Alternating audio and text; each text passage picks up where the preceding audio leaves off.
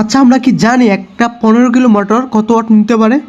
আসুন আমরা ক্যালকুলেশন করে বাহির করি একটা 15 কিলো মোটর কত ওয়াট নিতে পারে এবং ওটার এম্পিয়ার কত নিতে পারে, এবং এটার মাধ্যমে আমরা ক্যালকুলেশন করে বাহির করব যে এই মোটরটাতে আমরা কত এম্পিয়ারের একটা ব্যাকার ব্যবহার করতে পারি এবং এটা পারফেক্ট হবে। তো 15 যদি আমরা বাহির করতে চাই তাহলে অবশ্যই আমাদেরকে 15 বাহির করার জন্য আমাদের সূত্র জানতে হবে। আমরা যদি একক না জানি তাহলে আমরা বাহির করতে পারবো না। 1 HP ওয়াট হলো গিয়ে 746 ওয়াট। তো 15 দিয়ে যদি আমরা এটাকে গুণ দেই তাহলে আমরা পেয়ে যাব যে 15 HP ওয়াট।